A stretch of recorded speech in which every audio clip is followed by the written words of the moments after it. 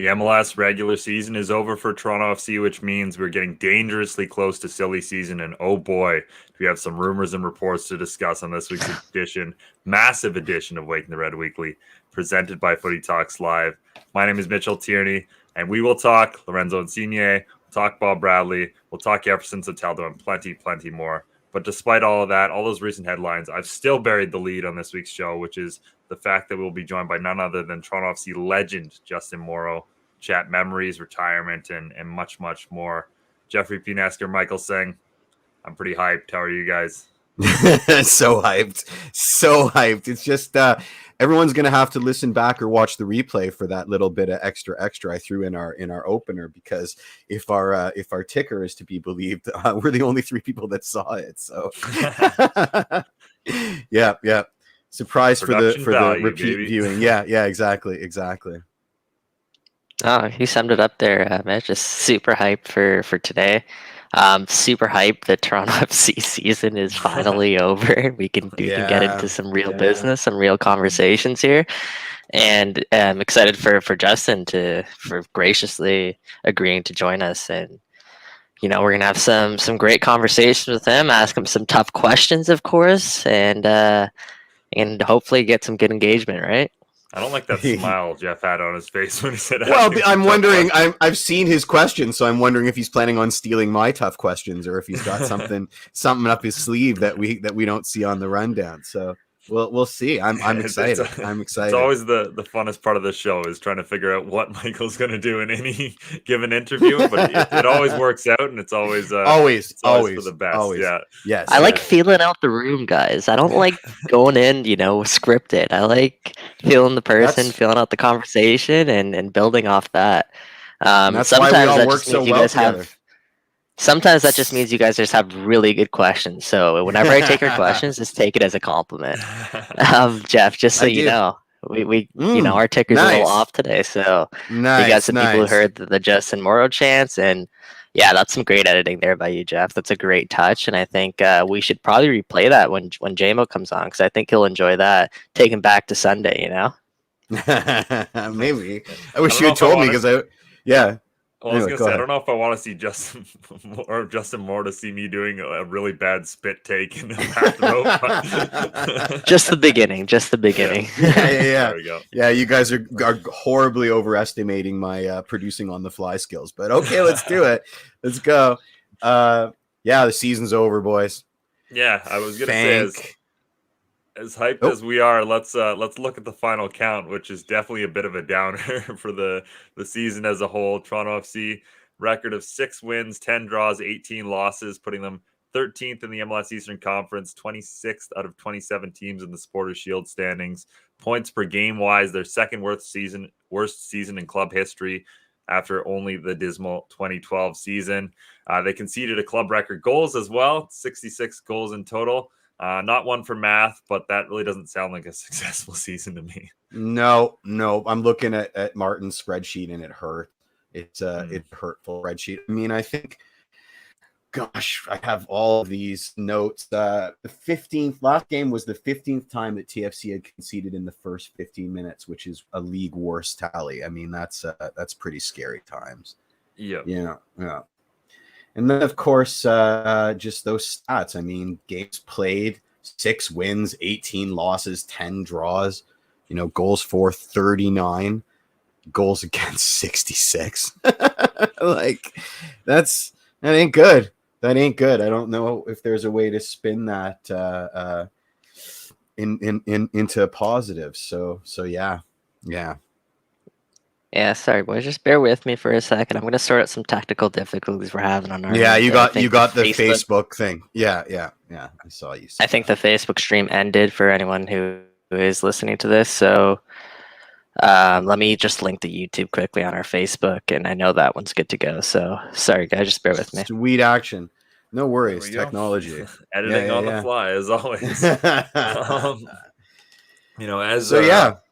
But yeah, I think we'll leave that as it is there, just because I think we'll definitely be dwelling on this season as a whole in the next couple of shows and for a while here. But Toronto FC have earned themselves one more game this season. We don't know when, where, what time. I'm assuming we'll know sooner rather than later now that we know we don't have to schedule against any CF Montreal playoff games that could have potentially happened. So that's out of the window. We don't have to worry about that now. But yeah, let's talk a bit about the TFC Pacific game, because I think that's the one worth talking a bit about. Toronto FC, another Jacob Schaffelberg masterclass. It wasn't quite the dominant performance for the entire 90 that Michael Singh predicted, but pretty comfortable nonetheless, I think. Aside from the last 10 minutes. Mm-hmm. And the last 10 minutes got a bit as well. The Pacific came out pretty solid, and then there was that point of the game where I think you wrote in our Waking the Red chat, like, oh, this might get ugly, because I mean, Josie Altidore scores a beauty. Jacob Schaffelberg walks through their team. There was a couple chances in there, like it really could have, like that could have been that could have turned into the York game. 30 minutes in, man, and TFC are sitting pretty, and obviously it made some halftime substitutions, some subs towards the second half, and I think everyone can agree they sort of took their foot off the gas pedal, especially in that second half. And hey, credit to Pacific, because Alex was on our show last week and he told us all about Pacific's grit, their grind. If they go down, they're not going to give up, and I think that's exactly what we saw. We saw a Pacific team that did not give in. They did not give up, so credit to them. But thankfully, our Reds came out on top and got the win, and most importantly, secured that berth in their 6th straight Voyageurs Cup final and a date with CF Montreal. But I'm sure we can get into that more with Justin, who I believe is here. He's here, boys. Yeah, shall we? Awesome. Yeah. All right. There's the man. Justin. Wow, we get the press conference. Are we doing a press conference or what? Yeah. This is so weird. I should. You guys today. I love it. Do I have to raise my hand here if I have a question, or how does this work? Yeah, I mean, I don't know how to unmute myself, so I've never done this before. This is going to be crazy. But yeah, no, seriously, Justin, thanks for taking the time. I know you're here a little bit early even than we anticipated, and just gracious that you agreed to join us here today. Yeah, of course. I always got time for you guys. There we go. And I was telling the boys that we're gonna hit you with some hard pressing questions today. Get some good answers out of you, JWoww. I'm ready for it. I'm always ready for it. Oh yeah. Yeah. Yeah, before we do that, let's give him the proper intro. Man who's played 253 games in all competitions for this club, 2017 MLS Cup champion, also a member of the MLS Best 11 that year. And that's impressive, because that was back when you could just vote in 11 strikers, which is what most people did. True. It'd be a 1-1-8 formation in the MLS Best 11. Basically was a striker that year, right? I was going to say. That's also fair. Yeah. That's a hat trick year, baby. And as well as now the executive director of Black Players for Change. Yeah, let's get into it, Justin. You've got one game now left after wrapping up your MLS career on the weekend. I mean, against CF Montreal. We don't know when, where yet, but I mean, that's got to be a pretty perfect last matchup for you. Oh, unbelievable. I mean, we were talking about it with some of the teammates, just like how perfectly it worked out that I get the swan song last night, the very nice appreciation that everyone showed me of the game on Sunday, and it's not really over. I get to play one more game, and it happens to be a final. So I think for anyone that's retiring, that's kind of the dream, to go out on a game that is very meaningful. And for our franchise, it's obviously very meaningful. Yeah, exactly. Justin, you announced your retirement, I think it was sometime in August or September. But you told us that during the last off season is when you sort of came to that conclusion. For those of us who haven't heard yet, can you kind of give us the rundown exactly why? Because Javier Perez, I don't know if he was joking, I don't know if he was serious, but he was saying he believes that you got a couple more games in you. You got some juice in your legs still. So just take us through that decision exactly. Why you decide this was the right time to walk away from the game. Yeah, I was going through free agency, and it was going to be a situation where I could move cities and probably get a longer-term guaranteed contract, start a new adventure with a different club, or kind of take things year by year here. But having gone through everything that we went through in 2020, I just felt like things off the field were starting to pick up so much. And on top of that, this club means so much to me. I didn't really want to start over at another club.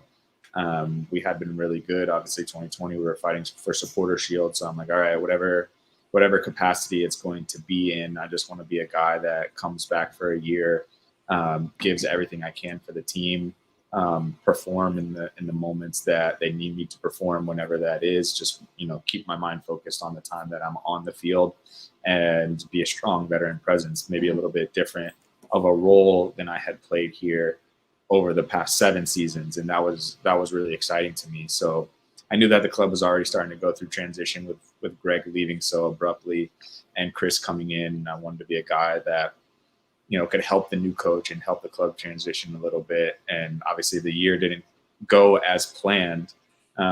But for me, and I said this before, like, all of these experiences, I take them with me and just use them as lessons with me. So I've been able to find some times to still savor it and enjoy all the different moments this year. Awesome. So speaking of moments, Justin, because you're such a good storyteller, let's do it. Let's paint the picture. What was Sunday like for you? Like what was waking up on Sunday like, and heading to the I'm pretty sure you had a guard of honor going at 12:30 when you arrived at gate 5.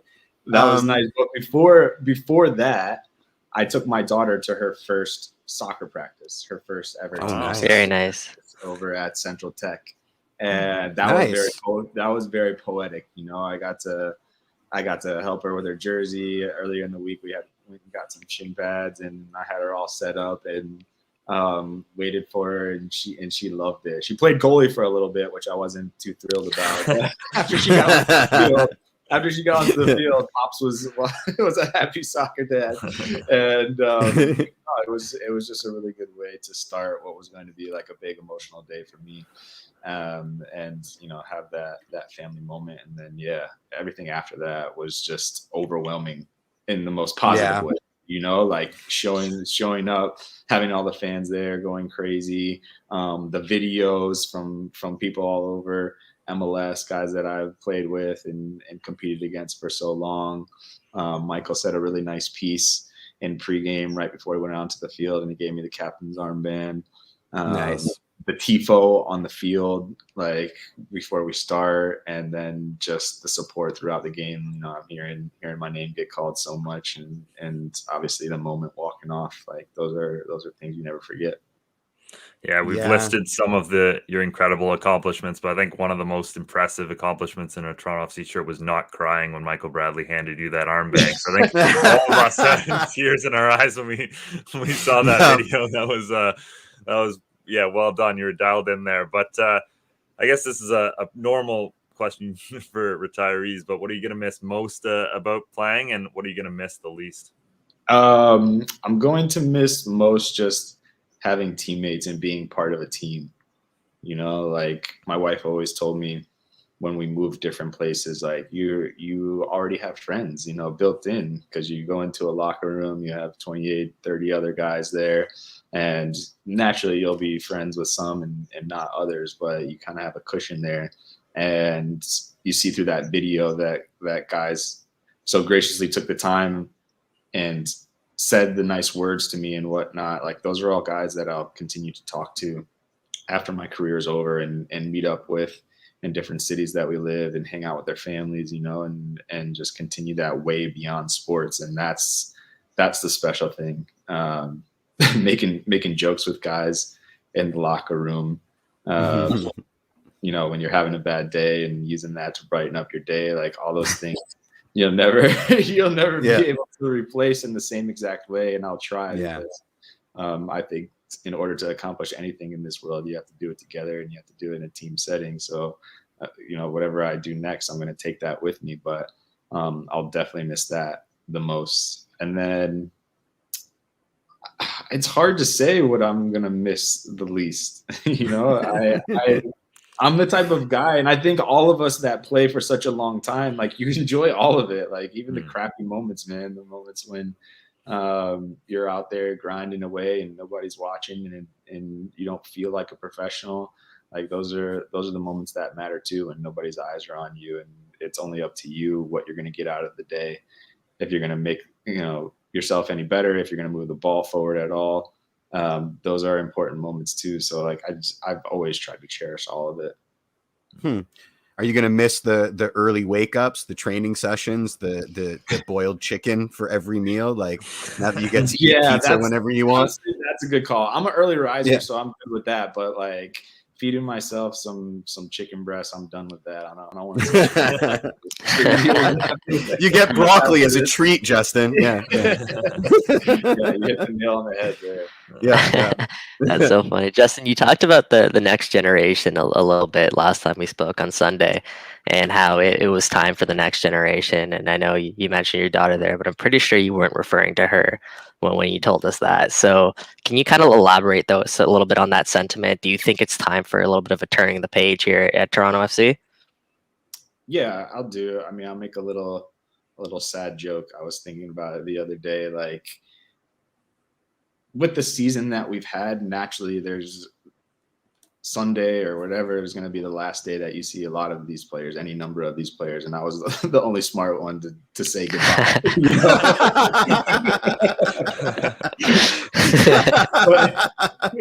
but I mean, that's sports, right? That's sports. And I think about me personally in my position as left back here in Toronto FC, and you think the guys that have been in and around it, like a Daniel Lovitz and Raheem, guys that have shown their quality in the league, and I was able to keep my spot. There's for Oso, for Michael, for Mark, there are so many of those same players that come up through the academy or whatnot and never got the chance because they had really good players in front of them that were doing a good job. And for whatever players that's going to be next, like it's their chance now. And I think that's going to be a natural transition for the club. I mean, just to throw in something we mentioned on the post game show right after Sunday, all future left backs at this club will be measured against you, Justin. I mean, that's par for the course at this point. You made the position your own, and you established what a left back playing for this club needs to be in the modern game. So that's quite the legacy, my friend. I'd even go as far as saying, Jeff, that I don't think just at Toronto FC. I would go as far as saying as league-wide, MLS-wide. I remember listening to Extra Time podcast not too long ago where you announced your retirement, and they were saying, Justin, there's a chance here where you can go down as potentially the best left back in MLS history with everything that you've accomplished. How do you sort of view your MLS career, and are there any regrets maybe, or are you just satisfied with the way everything has gone? No, it feels good. It feels good to be talked about like that. What I remember most is just the ability to do that because I was on good teams, and I think that's an important distinction. And for me, it was like I always needed to be the best version of me, and I knew if that was the case, I was going to help out the team in a big way. Because a lot of the teams that I was successful on, we had great goal scorers, we had other great defenders. So for me, I could just use my natural abilities, to get up the field, to get back and be tenacious on defense, and that was going to help the team. So, listen, I've been really proud to be a part of this league just in general as it's grown. Starting off in 2010, playing games in Buckshaw Stadium, to see the wonderful stadiums around the league, to see what we have here in Toronto. I carry that as like a badge of honor too. Like, okay, I'm one of the guys that helped push this league along, and it's changing now. With the homegrown players and whatnot, guys that took my pathway, maybe it's a little more difficult now. The guys coming out of college and whatnot, and there's goods and bad part to that. But I'm really thankful that I got to be a part of it for such a long time. And I think the one last thing when I talk about when you guys are mentioning that stuff, I felt like I was a guy that had a really good floor. I could give really, really high moments, and then on the days where you needed me to just be that guy that's there, that's solid, I was able to do that too. And I think that's so important for the professionals that last a long time and do well in any league, not just Major League Soccer. Yeah, yeah. I mean, speaking of not crying at the game, just to circle back, if they had given you the Wondolowski microphone, I mean, he broke down, so I don't think he would have made it. I mean, you were quite stoic. There were moments where I thought you might break. I mean, there were moments where the whole team was like, you were almost playing striker for a bit there in the second half. You really wanted that goal. Yeah. Justin, you were joking a little bit after the game that you saw that Wando was going to play until his legs fell off. So I'm assuming that announcement, I guess, caught you by surprise a little bit, eh?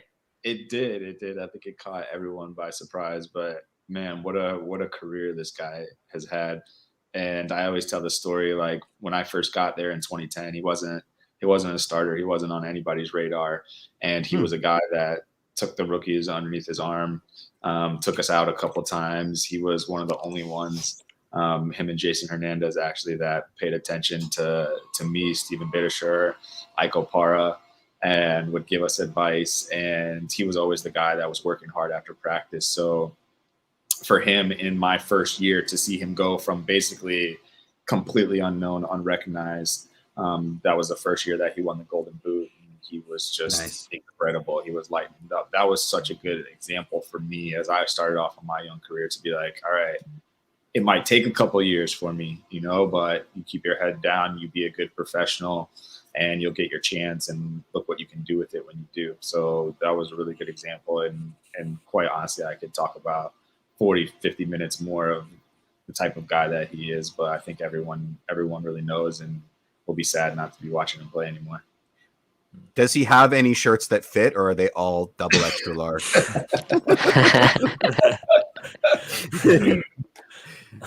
That's the only question I want to know. Okay, let's go macro. I think I asked you this question the last time I had you on. So let's do all the hairstyles you sported while you played for the club. What was your favorite, and why is it the cornrows? 100% the cornrows. And when that season was over, I was like, all right, I got to cut these off. Like I want to remember the only time in my life that I had cornrows like this was that year. And so every picture that I look at from here on out, I'll remember that was it. That was the year, and I measure everything against that. But was it a lot of tension up there? Like, did it hurt? I've never had cornrows. So. It was actually pretty comfortable. It took a lot of attention. I used to get them done every week, so that was another reason. That's an investment. I'm done with this. But it was a fun thing, man. It was a fun thing to do, to be able to change up like that. Nice. And then I got another weird one, which is now that you're on the path to on the outside looking in, who would you pick to make the deepest run, potentially win MLS Cup this year? I really like New York City. I think their attack is one of the best in the league when they start going. They're super dangerous. They got some really versatile guys. They haven't shown that they've been able to put it together in the postseason, but I wouldn't mind seeing them knock off New England. And they don't have to play Toronto FC in the playoffs. Yeah, they don't have to play Toronto FC in the playoffs. Exactly. I think that's the key right there. Sean Johnson doesn't have to worry about being chipped into oblivion. Or that one time where Seba just clowned him. What was that? 2016. That was pretty fantastic. I agree with you, JMO. I mean, we disagree about the Onyx kit being the best kit in the history of CFC, but I do still upset about that. Well, of course I am. But I do think NYCFC has a decent shout this year. So nice one. And if I'll have you know that the odds are plus 1,200 on them to win MLS Cup. So. Oh yeah. Just right, yeah. There you go, JMO. I wanted to ask, speaking of memories, looking back at your Toronto FC time, maybe not what was the best moment or what was the worst moment, but what was maybe the wildest moment in a Toronto FC shirt where you're just like, how did that happen? What is even going on right now? Man, there's so many. I think one of the first ones that comes to mind is the game in New York City, where Seba scored a hat trick in the first half. We were down and he missed a penalty kick, and we ended up losing that game. That was 2015. That was a year of just madness. That was a crazy game.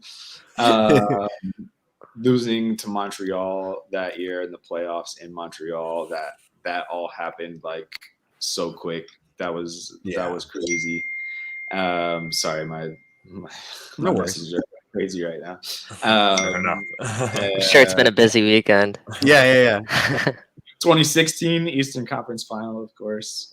Yep.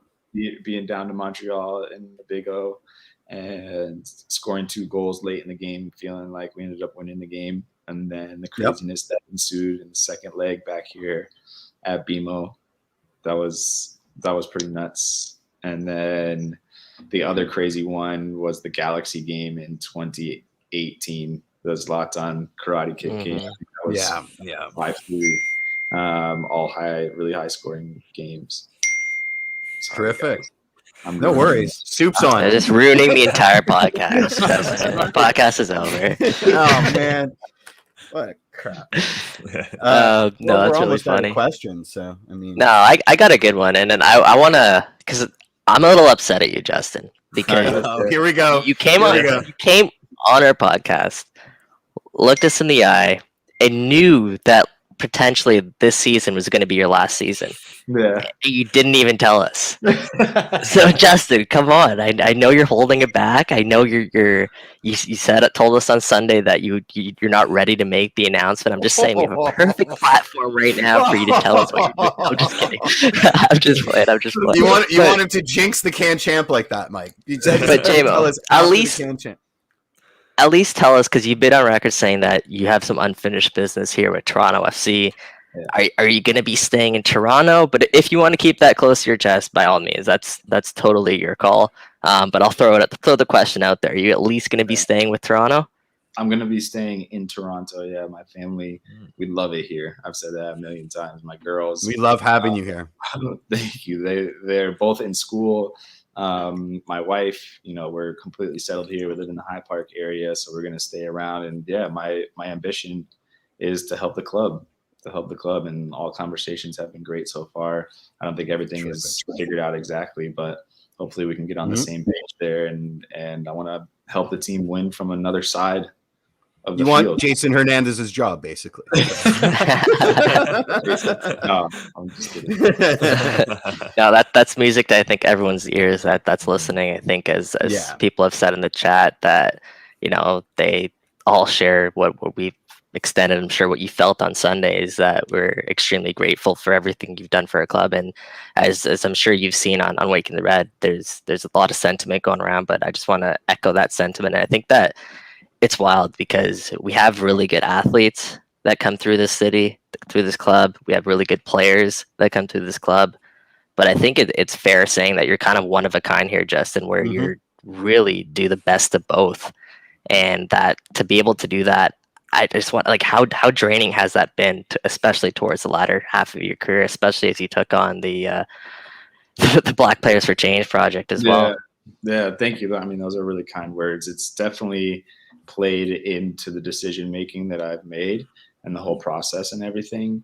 But also, it's just a time, I think, especially after the way things have gone this year and the point in the process that we are in with this club. I think it's time. And like I said, I think we've had a lot of great guys here, great soccer players, great teammates, and some guys will be moving on. And I'm just the first one to really say an official goodbye.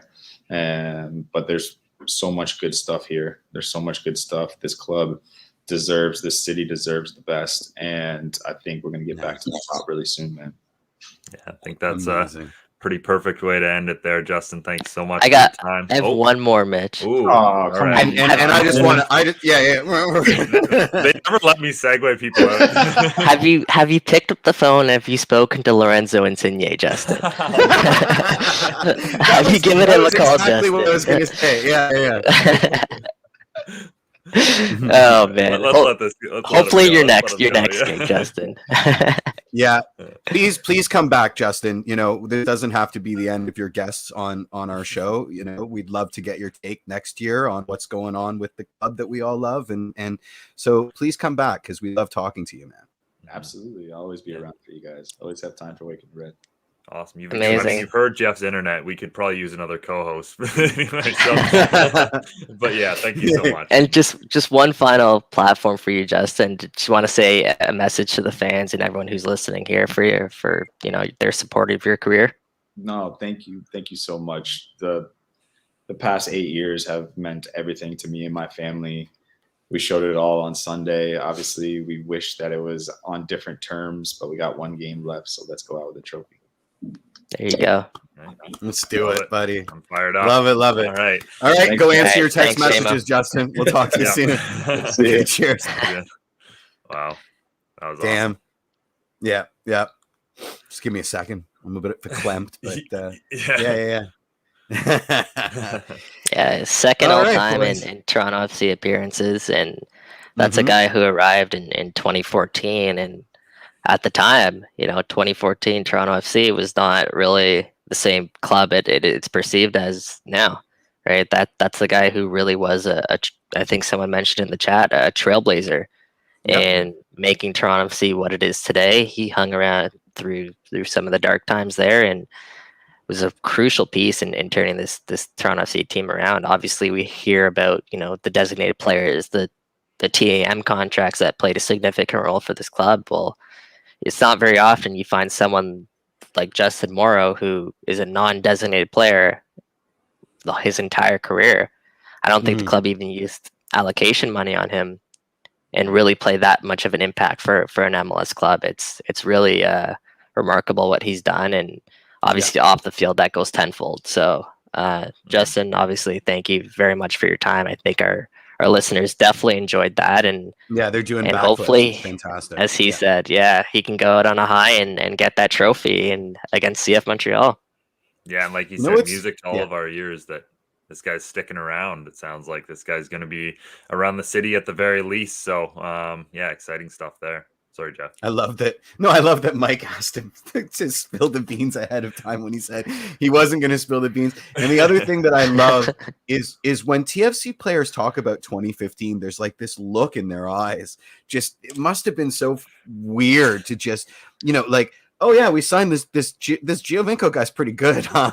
Like just standing around on the pitch, like watching him do things, like just the sea change that it must have been like, just that the almost instant upgrade that Seba was in 2015. I mean, if you want a segue, that's the Insignia segue right there. But one thing I did want to mention, actually, it was, sorry, Jeff, to ruin your segue, but one of the interesting things that I think Justin said after that game, or after the game this weekend, his press conference, was one of his favorite TFC memories was after 2015, after that loss to Montreal, where I think his fans, that felt like another Toronto FC moment. Where it's like, we finally get to the playoffs and get crushed by our nearest rival, and it's not even close. But he was saying that within the walls of the dressing room, they knew that they had something special, and that's actually a good memory for him, because there was this all of a sudden belief that it's like something's changed here, something's changed in this club's culture.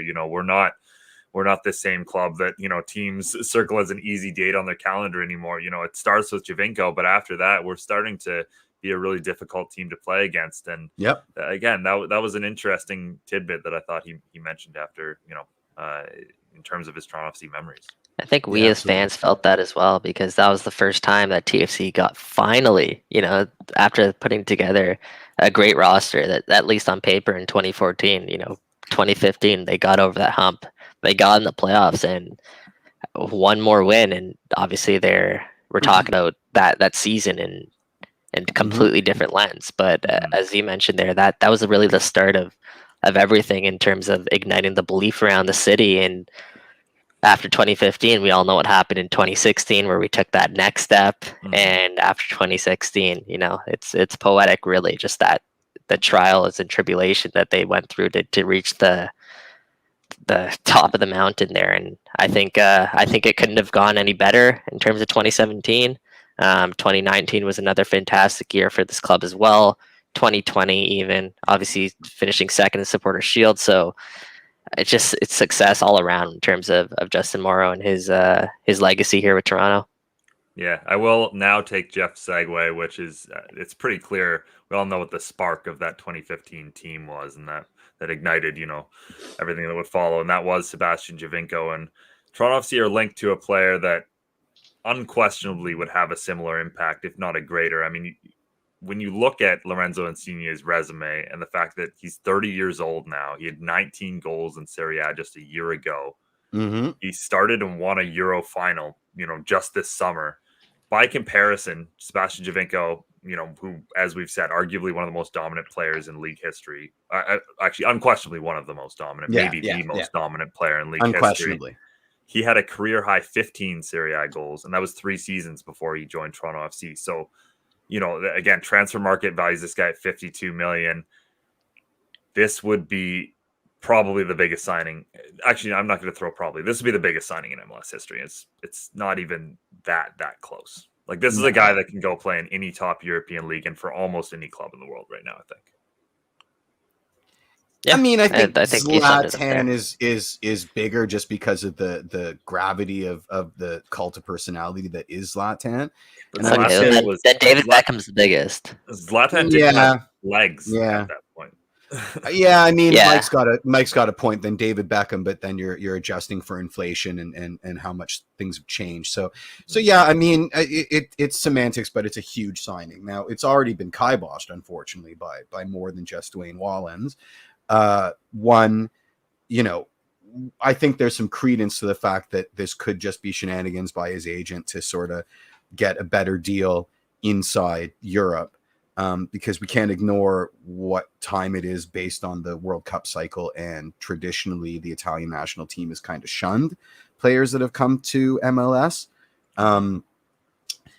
But in terms of the money, the transfer fee is not prohibitive in terms of what I've read that Napoli would want as a ballpark transfer fee. It wouldn't be a transfer fee though, right? He's out of contract. Mm-hmm. Wouldn't it be? Oh, so then that would be his salary. Okay. Salary. Well, then his salary is perfectly reasonable too. Yeah. Yeah. So obviously, like we have no idea if this is going to happen. If it's not going to happen, silly season is upon us with 3 rumors. Really, that's pretty bizarre right now. But you never know. There's big things coming with this club. But as Mitch was kind of alluding to, like Insigne would be the best caliber of player we've witnessed here. Not only in Toronto, but I think in Major League Soccer. He's 30 years old. I'm excited to see kind of the prospect in terms of what exactly this turns out to be. If there is something that does transpire here, it's a great piece of business by Ali Curtis and Bill Manning. But that being said, like something else has to give, and I think that's kind of segues really into the next rumor that kind of popped up, and that's the Jefferson Soteldo and the rumors that he's being shopped in Brazil. I'm not sure what you guys kind of made of those rumors. Have to see the transfer fee if it happens. I mean, look, I'll let Jeff get into this in a second because I know he's got notes probably. No, I don't because I don't until it's confirmed, I'm not gonna do my dance, my interpretive dance performance. But yeah, I mean, the interesting thing is that Santos and Palmeiras are like blood feud rivals, and I do believe he has a Santos tattoo on his favored calf, so that would be kind of crappy. All of a sudden, he's not wearing short shorts anymore. he's got to wear thermal pants. Yeah, I mean, do we take a loss on the player? Was the move instigated by the player or club? Is it entirely the rumor mill churning in the same kind of way that the Insignia rumor is churning? Who knows? I mean, silly season is called silly season for a reason. But yeah, I mean, heads have to roll. I kind of felt like it was heading down this way when Jefferson joined TFC. That just because TFC that he joined was not the TFC that was sold to him. So I think there's two ways to this street. I've heard rumblings about Jefferson Soteldo's character, rumblings about does he really fit in the locker room? Is there other issues with him? Which I mean, that's all speculation at this point because none of us really know unless we're inside the locker room and we know what's going on in Jefferson Soteldo's personal life. I think on the field, I think he's been fine. Like he's been good. We saw the stats obviously that Anthony Corey put out. He doubled the amount of goals and assists than anyone else on the roster. He was by far the best designated player on this team this season. I think when he was playing, especially towards the latter half of the season, Toronto FC were a better club all around. I think that's pretty undeniable. I think without him on the field, the team was not as good as they were.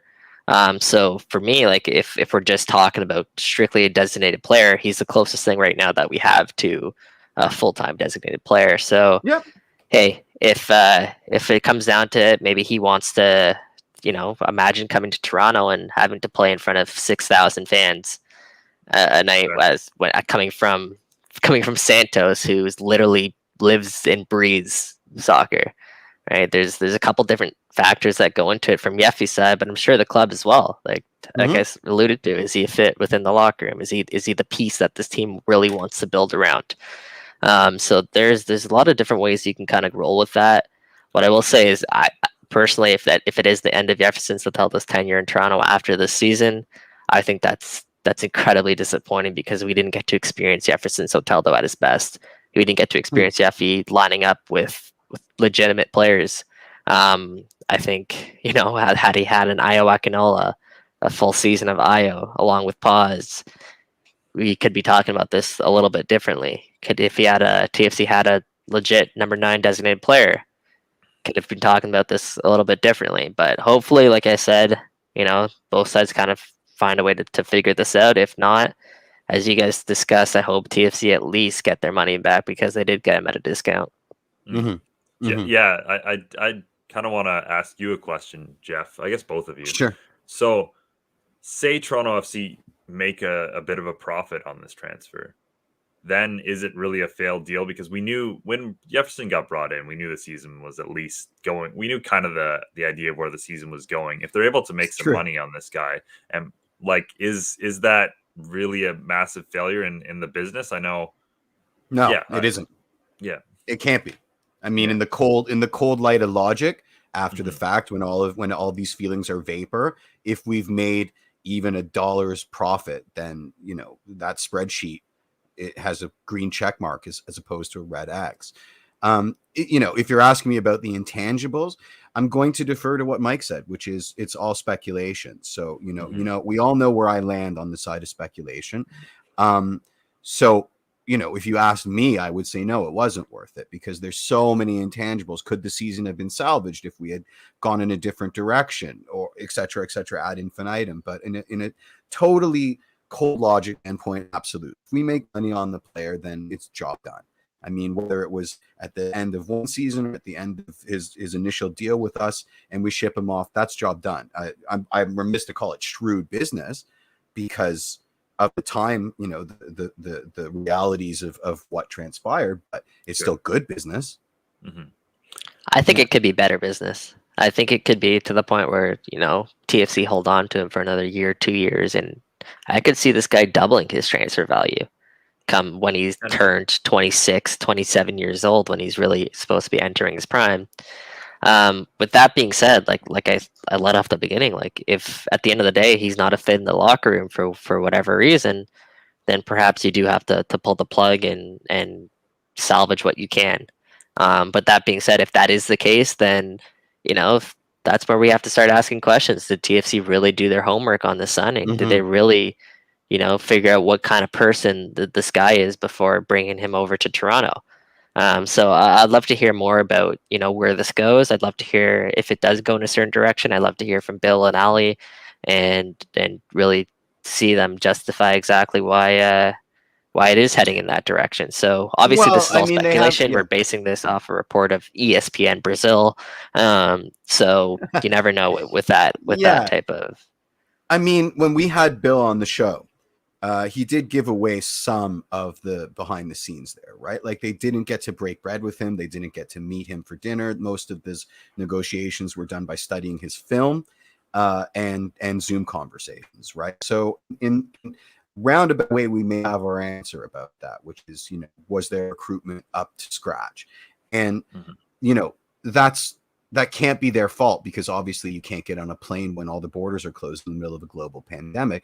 But it brings us back to the question that I keep asking, which is why did we do it? And of course, the answer is because he was there and we got him at a discount. So if we can turn profit, that kind of papers over the cracks of a flawed recruitment situation.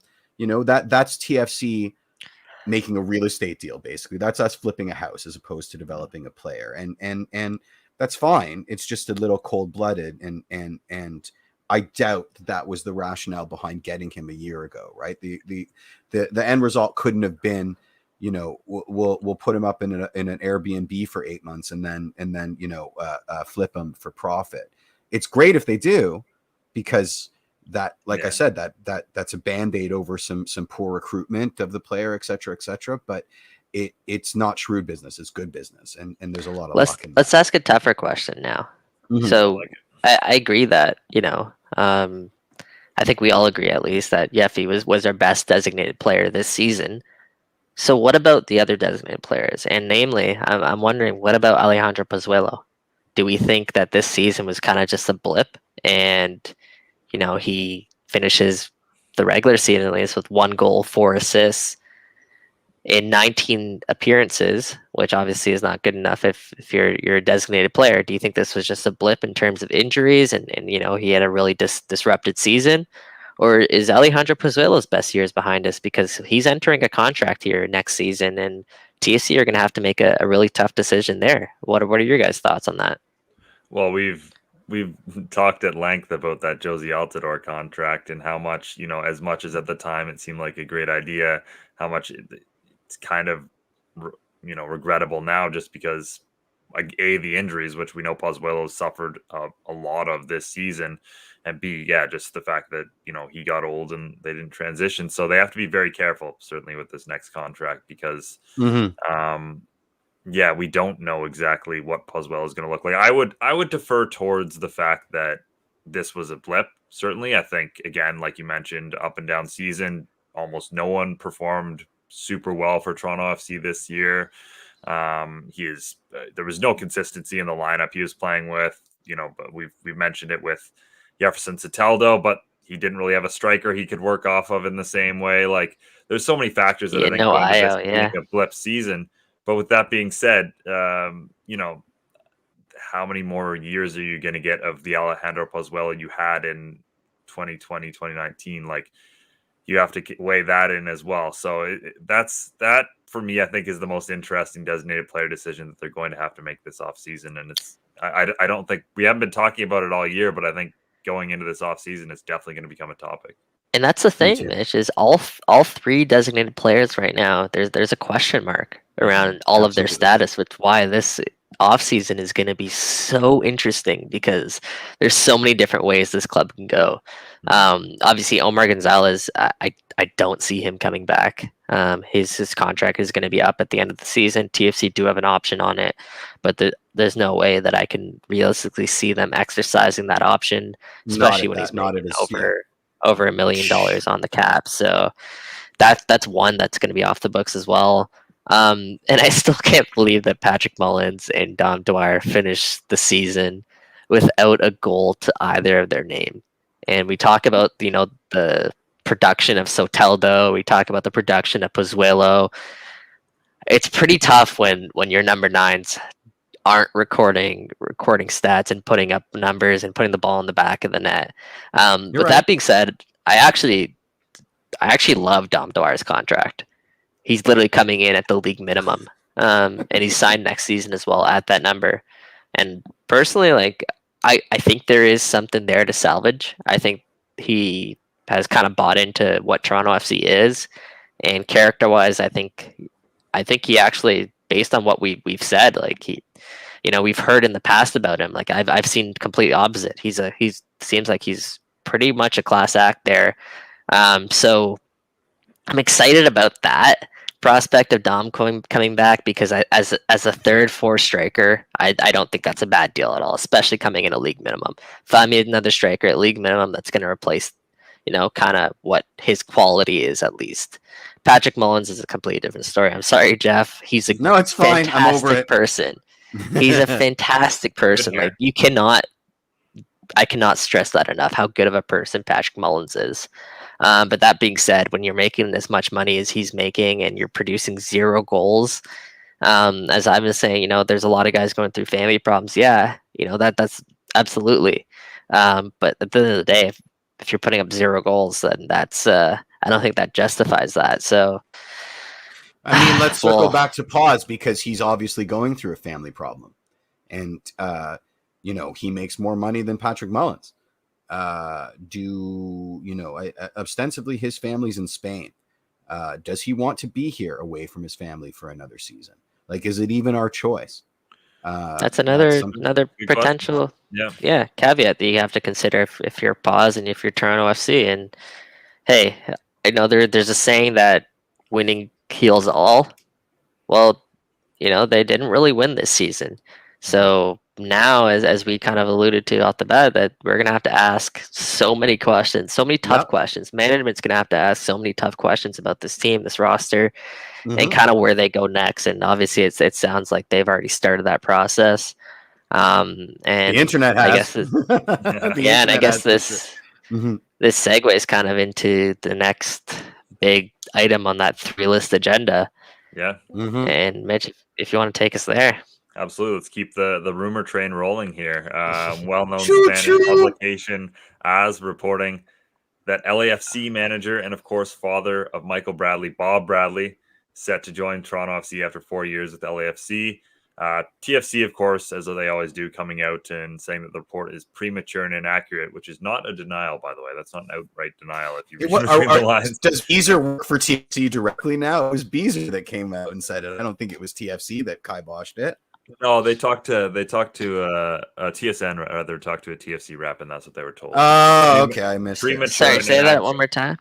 Premature? Yeah, premature and inaccurate. So, again, the report was that this is a done deal. So the fact they're using the word premature means that maybe there might actually be something happening here. But anyway, Bradley, long decorated resume, USMNT, Egyptian national team, Swansea, 3-time MLS Coach of the Year. We were talking about earlier a little bit about guys like Justin Morrow and those guys who have been in the league for so long and can help turn around a franchise. Like Bradley's like the coach, one of the coach examples of that. You want to talk about what Bruce Arena's done for the New England Revolution. We talk so much about the Thierry Henrys and all these flashy coaches coming in, but guys like Bob Bradley have consistently gotten, things done in this league. So I think it goes without saying if Toronto FC is looking down this avenue, it's one definitely worth exploring. It makes so much sense on so many different areas in so many different ways that I'm not shocked at all that we did see that rumor surface. It's something that's been talked about really for weeks, if not months. Yeah. Not years. Especially when news broke that Bob Bradley's contract was up at the end of the season and they really had nothing going there at LAFC. LAFC obviously missing the playoffs, I think, for the first time in his 4-year stint there, maybe the second time. And it's probably their lowest season so far as a franchise since joining Major League Soccer. So, if they feel like Bob Bradley may not be the next guy to kind of take them forward. Listen, Bob Bradley's a 3-time MLS Coach of the Year. This guy is really as proven as it gets in MLS, and obviously you have that connection there with his son, Michael Bradley. And I feel like it's so poetic in so many different ways as Michael Bradley enters a contract here this year, and he's getting up there in age as well. It seems as though this does make sense. Michael Bradley beyond loves it in Toronto. So why wouldn't his father kind of love it in Toronto as well, right? So, hey, there's a lot of boxes that still need to be checked off. This deal, by the sounds of it, is not over the finish line. But if it is, and if it does get done, I don't think there's any more really you can ask when you want a coach, unless you bring in Greg Vanney back to Toronto. You got the guy who has MLS experience. You got a guy who has European experience. You got a guy who's literally won everything that you could win in this league. I'm not sure what else you could be looking for there, unless you're hoping for Jose Mourinho to come to TFC. I mean, I always am, but No. I mean, listen, it's a great narrative, but we're kind of glossing over the fact that he's coming off a pretty dismal season, and with a lot of different factors. Yeah. Well, yeah, with a lot of different factors, but he lost Diogo Rossi halfway through the year too. Yeah, and he played without Vela for the whole damn year. But you know, would he be interested in a lateral move? I mean, in a roundabout way, I'm getting to: is he coming as gaffer, or is he coming as gaffer general manager, or is he coming? He's definitely not coming as. I mean, Ali Curtis just signed a long-term extension, and we've been over this Ali Curtis debate.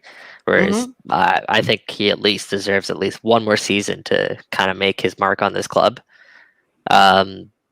Hey, listen, Ali isn't perfect. He hasn't been perfect, but he hasn't been bad by any means, aside from this season. And even some of the moves that he made, like Kamar Lawrence, Dom Dwyer, like those are good moves. I think Jefferson Soteldo is an absolutely brilliant move, in my opinion. But obviously, it's a results-oriented business, as so many people have said, as Ali has said himself. And the results weren't there this year. So obviously those questions are going to be asked. Was he ready for this for a year? And I don't think anybody really was. So I think 2021, 2022, I guess, is going to be his big test. And I think he's going to be starting to sit in the hot seat if things don't get turned around, or at least the direction of the club at least doesn't get turned around really quickly. But it's a massive project. And it's one that I don't think is going to be fixed in a single transfer window. No. I think everyone is saying the same thing. Yeah, it's not. Yeah, I don't think we give him enough credit for what he tried to do, and that was really bring back Toronto FC and keep the team together. A Toronto FC team that was the second most successful team in all of MLS over the past 5 years. And to be able to do that takes some skill, that takes some talent to be able to re-sign players to the contracts that he did. Absolutely, he had a lot of good business in there, especially when you think of like Richie Larea getting his deal done a couple of times, getting Mark Delgado's deal done a couple of times, getting Chris Mavinga done. There's a lot of really good Aro, absolutely great contract, right? There's a lot of good things that we kind of gloss over because it's not the prettiest thing. But that being said, it comes down to your designated players, and that's the big question, right? Yeah, measure what Ali did in 2020 versus what Bez did in 2018 off the back of MLS Cup final appearances, win or lose, right? Like, Bez was giving out plum multi-year contracts to everybody that drove by the training ground and had a cup of coffee, where Curtis, Ali was a bit more judicious in opening the coffers. So yeah, no, there's an advantage there. My issue with Bradley, and this is the funny thing, because I'm having trouble getting my head around the fact that all new coaches were fired, unless you're bringing in somebody that's just off the street. They all got fired or left a job, right? So they're all coming in off, generally bad vibes, and so it always gives me a little bit of pause, because in this case, if the rumors are true with Bob Bradley, he's coming in trying to undo a bad season in LA and into an environment that's trying to undo their own bad season. So will there be synergy, or will heads start to butt? And that's always my concern, especially when you have someone with the personality of Bob Bradley coming in to have essentially a gaffer's responsibilities, because I think with the personalities that TFC have in that dressing room, you need someone like a Bob Bradley, where everyone's going to be looking up to. And the question, that question that you pose there is going to be asked for literally every manager that comes in. 100%. Especially when we hear about what Greg Vanney and the influence that he had on sort of the roster decisions and all of that. So, yeah, sorry, go ahead, Mitch. No, yeah, I think that's a good point. And I think to that point, like, obviously Bob Bradley would be coming in as general manager, but I do think he would have a Greg Vanney like influence on players brought in. Like, I don't think you bring this guy in and then just say, these are the players you have, these are the players we're bringing in. Like, you definitely consult this guy, and he definitely gets a seat at that table that maybe, Of course. obviously maybe Chris and also Javi haven't had in the same way. So I think that is unquestionably something that will come with Bob Bradley, even if, he's obviously not going to come in as technical director in his own right with what we all know on Ali Curtis. One thing I want to, if we're moving on here, I'm not sure if you guys have anything else to add, but one thing I want to kind of circle back to is something interesting Justin said, and how he said that he was the first to be officially say goodbye to this club. Yeah, when I think there's going to be more that are going to. Without reading too far into that, there's a couple names that kind of come to mind when he says that. One, Richie Larea, because I know he's told me that he wants to go play in Europe. That's his goal. But he'd be happy to stay in Toronto if that deal didn't transpire. With what he's shown on the national team stage, what he's shown for TFC this year, I'd be shocked if that deal doesn't transpire. If not this off season, then in the summer. Two, another player that comes to mind, Jonathan Osorio. Jonathan Osorio for me is obviously someone who's given everything to this club, but I wouldn't be surprised if he has greater ambitions. He's 28 years old, I believe, 29 maybe. He's still very much in some of the best years of his career, and this is a guy who obviously loves Toronto FC, but if a European team is finally calling his name after everything that he's done, is that potentially something that he wants for himself as well? I could see that happening based on everything that he's proven here, not only with Toronto but also with the men's national team. And if his contract's coming up which it is pretty reasonably soon, I believe, maybe that's another one that we kind of take a look at. I think maybe Omar Gonzalez is someone else who spent a couple years here, but I'm wondering who else is kind of in that boat. Is Aro in that boat? Is it time for him to really cash in? Just going through down the roster here and trying to wonder who else is kind of in that boat. Josie, Paz, obviously. There's question marks about them. So yeah, very, very interesting times right now at Toronto FC, because I think we're going to see quite a few names move on. Yeah, Ivan's saying Nick DeLeon, but yeah, we already knew that. I think Nick Leon kind of told us already conclusion. Yeah. Who's influencer Gallardo? I mean, sounds like a player. Haven't heard of that name. Yeah. We should sign him. He's an influencer. That's great. He'll work in the locker room. My takeaway is that we really owe that roster breakdown episode where we're just going to do this for 2 hours. But I mean, I think there's a question mark over everybody on the roster, and literally, I really do. The silly season started quite early. I mean, it wasn't even a few days before the rumor mill started churning, and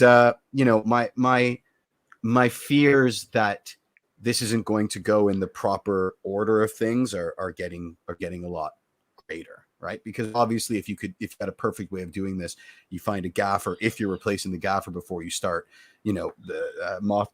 changing the roster too profoundly. But I have a feeling that this is all going to sort of happen in and around the same time, and it's going to be a bit chaotic, which gives me a certain level of anxiety. But this is going to be a very interesting off season, and I don't think anybody's safe. I think we're going to get a lot of shocking news. It's going to be fun for us guys because it's going to make for some great content. But I think everybody needs to buckle up, because this is going to be one hell of an off season, and it's already started. Let me ask you quickly. So we talk about obviously Bob Bradley, the potential of him coming in, and I think a lot of people in the media are talking like this is a foregone conclusion. Is it a foregone conclusion that Javier Perez is not back with Toronto FC as the manager next year? I don't think so necessarily. but I think a lot rides on the next game. Like if he can win the Canadian Championship at the end of the season, then I think that improves really bodes well. consideration of bringing him back. Versus if he loses that game, I don't know if that he's done enough here to. I hate that. I hate that line of thinking.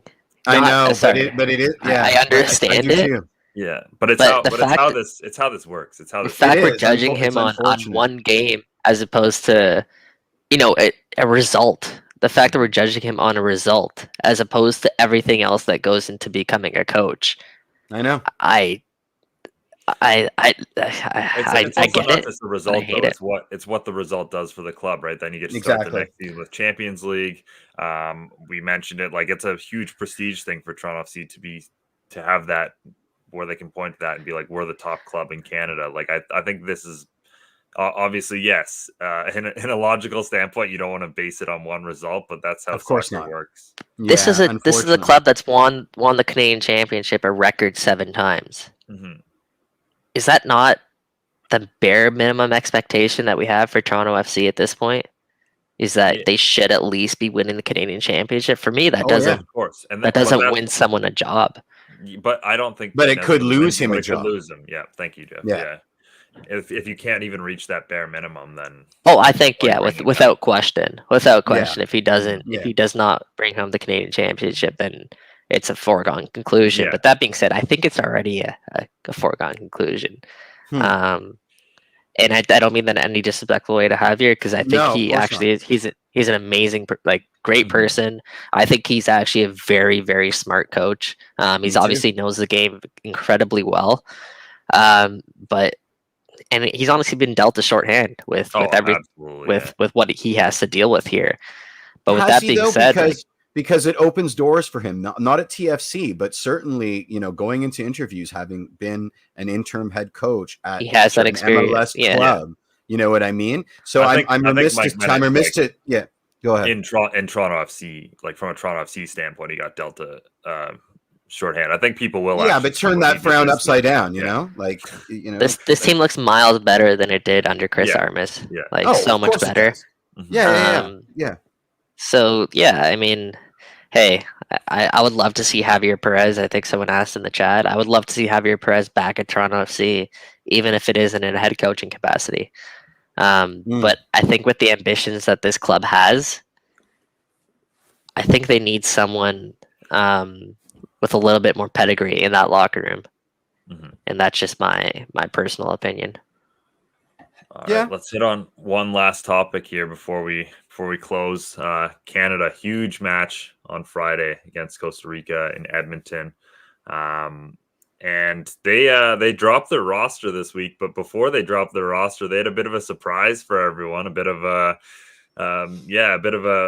recruitment, success story done themselves, and that's getting 23-year-old striker Ike Ugbo into camp. This is a guy who spent plenty of time at Chelsea, mostly out on loan, but as we all know, that's the Chelsea experience. Yeah.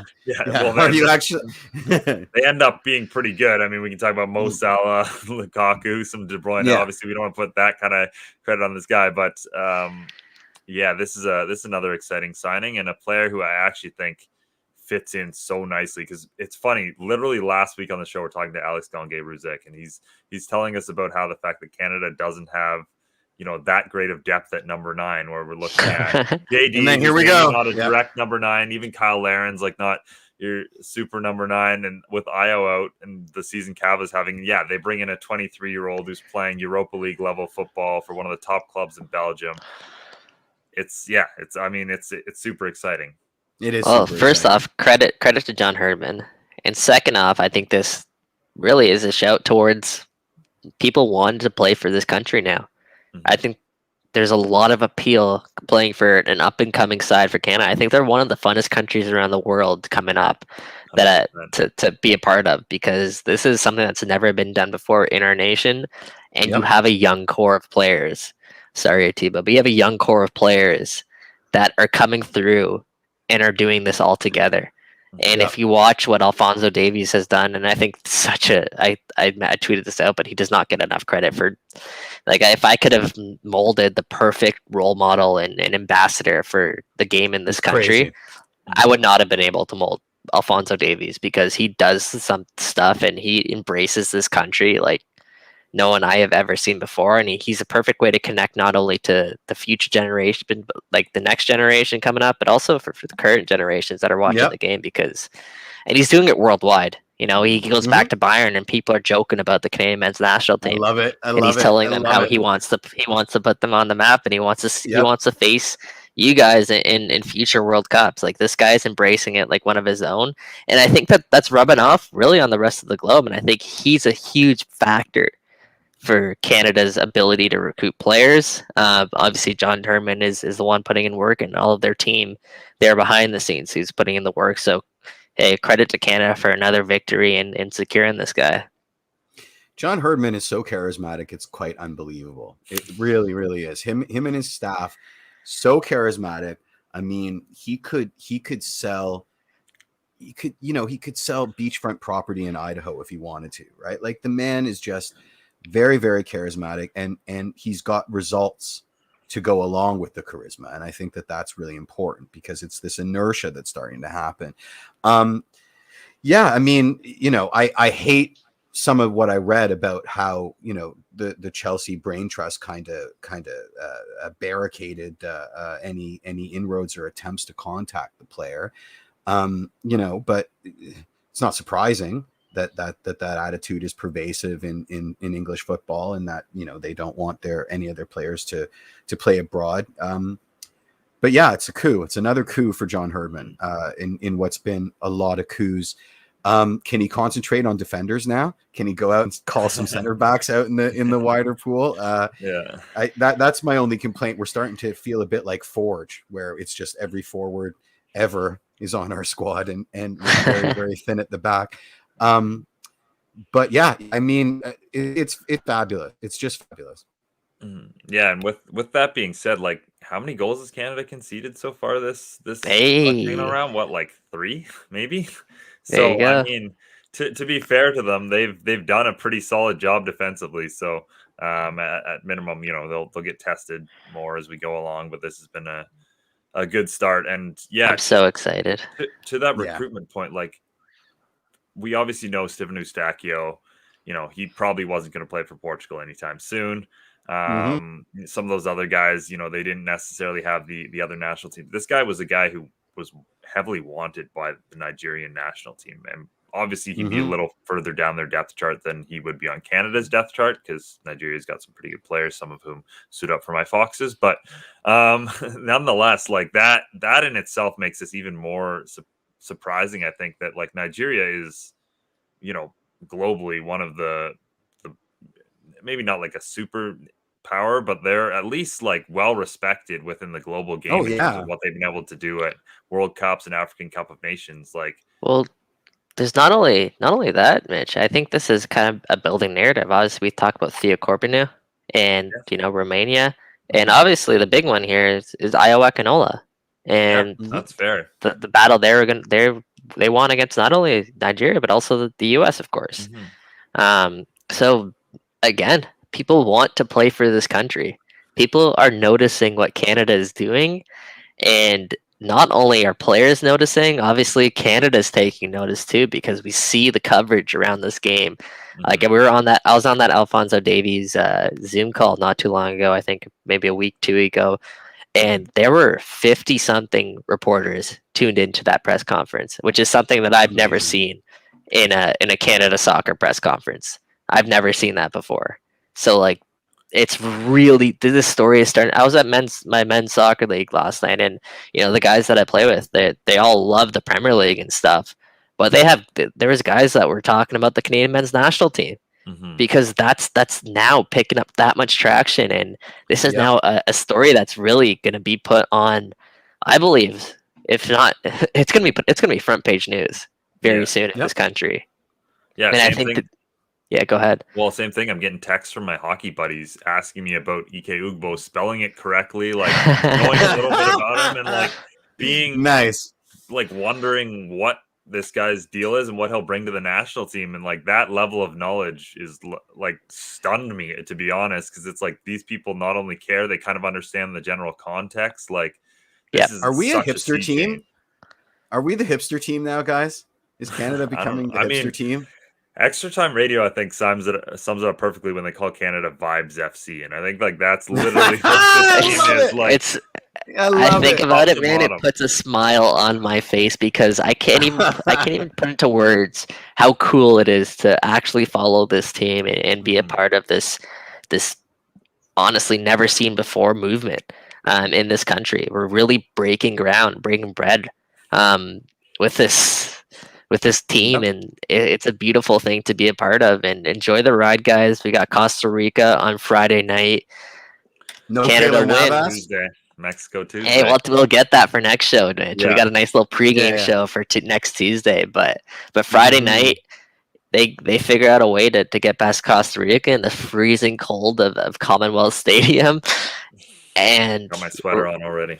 we're in some Yeah. serious business. We're talking about potentially being in that World Cup in a serious way, and I know I still believe that that's going to be the case, but a win on Friday night secures really that belief, if not obviously with us, but I think really nationwide. So important one on Friday night. I think it's a game they have to pick up 3 points. So on that note, boys, score predictions. Can we hear it, Jeff? What are you 2-0 thinking? Canada, same as Gold Cup. Mitch, 2-0 Canada. Yeah. Okay. 2-0 Canada. I love it. Synergy, baby. 4-0 Canada. Ooh, we're Wow. Wow. 4-0 Canada. Wow. We're coming Wow. in. Yeah, we're coming Yep, in hot yeah. for this one. But why All not? right, I mean, because yeah. Mitch also 2-1 Canada, Okay, fair just to make it different. enough. All right. There you go. 2-1. I've written it down. It's on the wall, guys. So I can't. Love it. I can't.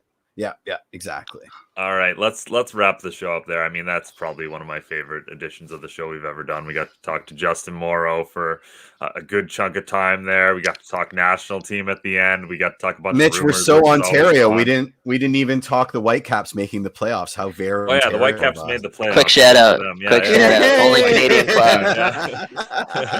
No, but honestly, that game was Ran out actually of so time for the exciting. Whitecaps again. Yeah, because That no one game was cares really in exciting. Ontario about the The Whitecaps. Matt Who cares? Damon Yeah. of this.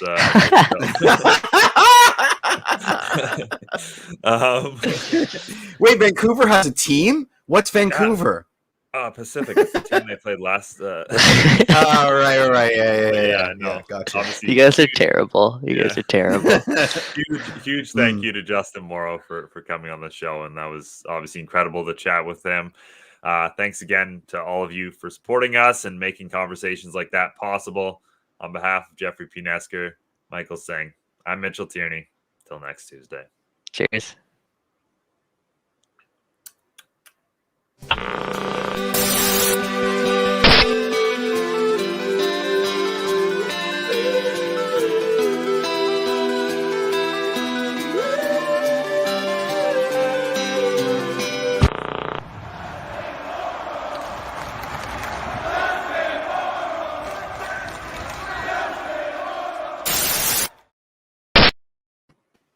Great stuff.